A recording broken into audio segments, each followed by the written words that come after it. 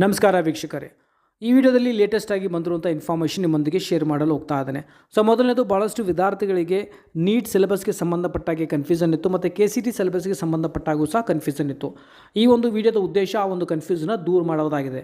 So ಮೊದಲನೇದು, Karnataka CET syllabus ಬಗ್ಗೆ ಮಾತಾಡಬೇಕು ಅಂತಂದರೆ ಏನು 30% ಏನು ಸಿಲೆಬಸ್ ರೆಡ್ಯೂಸ್ ಆಗಿದೆಯೋ ಅಂದರೆ 70% ಉಳಿದಿರುವಂತಹ ಸಿಲೆಬಸ್ನ ನೀವು ಓದಬೇಕಾಗುತ್ತೆ ಕರ್ನಾಟಕ CETಗೆ. ಮತ್ತು ಅದೇ ರೀತಿ ನಾವು ನೀಟ್ ಬಗ್ಗೆ ನಾವು ಮಾತಾಡಿದ್ರೆ ಅಲ್ಲಿ ಯಾವುದೇ ರೀತಿ ಸಿಲೆಬಸ್ನಲ್ಲಿ ರೆಡ್ಯೂಸ್ ಆಗಿರೋದಿಲ್ಲ.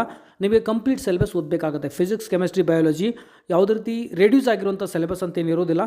ನಿಮಗೆ ಕಂಪ್ಲೀಟ್ 100% ಸಿಲೆಬಸ್ ನೀವು ಓದಬೇಕಾಗುತ್ತೆ. ನೀಟ್ ಸಿಲೆಬಸ್ಗೆ ಸಂಬಂಧಪಟ್ಟಾಗ ಹೇಳ್ತಾ ಇದ್ದೀನಿ. ಬಟ್ KCETಗೆ 70% ಏನು ರಿಟರ್ನ್ ಮಾಡಿರುವಂತಹ ಸಿಲೆಬಸ್ನ ಓದ್ಕೊಳ್ಳಿ.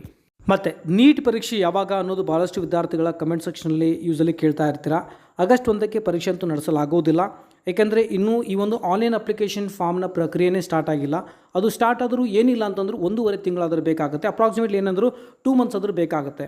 ಸೊ ಅಂದರೆ ಜುಲೈ ಮತ್ತು ಆಗಸ್ಟ್ ಎರಡರಲ್ಲೂ ಸಹ 2 ಮಂತ್ ಮಿನಿಮಮ್ ಆದರೂ ಬೇಕಾಗುತ್ತೆ ಅಪ್ಲಿಕೇಶನ್ ಒಂದು ವೇಳೆ ನಾಳೆ ಸಹ ಸ್ಟಾರ್ಟ್ ಆದರು. ಸೊ ಅಂದರೆ ಇದ್ರ ಪ್ರಕಾರ ನಾವು ನೋಡಿದ್ರೆ ಸೆಪ್ಟೆಂಬರ್ನಲ್ಲಿ ಪರೀಕ್ಷೆ ನಡೆಯುವಂತಹ ಸಾಧ್ಯತೆ ಇದ್ದು, ಸೊ ಹಾಗಾಗಿ ನಿಮಗೆ ಸಮಯಾವಕಾಶವಿದೆ. ಬಟ್ ನೀವೆಲ್ಲರೂ ಯಾರು ಪ್ರಿಪ್ರೇಷನ್ ಮಾಡ್ತಾಯಿದ್ರು, ದಯವಿಟ್ಟು ಪರೀಕ್ಷೆ ಆಗಸ್ಟ್ನಲ್ಲಿ ಇದೆ ಅಂತ ಅಂದ್ಕೊಂಡು ನೀವು ಸ್ಟಡಿ ಸ್ಟಾರ್ಟ್ ಮಾಡಿ. ಇಲ್ಲಪ್ಪ ಅಂತಂದರೆ ನಿಮಗೆ ಈ ಒಂದು ಸ್ಟಡಿನಲ್ಲಿ ಏನು ವೇಗ ಇದೆಯೋ ಅದು ಕಡಿಮೆ ಆಗ್ಬೋದು. Okay, but as per the ನಾವು ನೋಡಬೇಕಂತಂದರೆ ಆನ್ಲೈನ್ ಅಪ್ಲಿಕೇಶನ್ ಇದಕ್ಕಿಂತ ಎಲ್ಲ ಪ್ರಕ್ರಿಯೆಗಳನ್ನು ನೋಡಿದಾಗ 2 ತಿಂಗಳು ಮಿನಿಮಮ್ ಆದ ನಿಮಗೆ ಈ ಒಂದು ಆನ್ಲೈನ್ ಅಪ್ಲಿಕೇಶನ್ ಪ್ರಕ್ರಿಯೆ ನಡೆಯುವಂಥದ್ದು. ಹಾಗಾಗಿ ಸಮಯ ಇರುತ್ತೆ. ಸೆಪ್ಟೆಂಬರ್ನಲ್ಲಿ ಪರೀಕ್ಷೆ ನಿಮಗೆ 100% ಕಂಡಕ್ಟ್ ಮಾಡ್ತಾರೆ. ಈಗ ನೋಡೋಣ, SSLC ವೇಳಾಪಟ್ಟಿ ಬಿಡುಗಡೆ ಮಾಡಿದ್ದಾರೆ. ಶಿಕ್ಷಣ ಸಚಿವ ಸುರೇಶ್ ಕುಮಾರ್ ಹೇಳಿದ್ದಾರೆ. ಪರೀಕ್ಷೆ ನೋಡ್ಬೋದು, ಜುಲೈ 19 ಹಾಗೂ 22ರಂದು ಪರೀಕ್ಷೆ ನಡೆಯಲಿದೆ.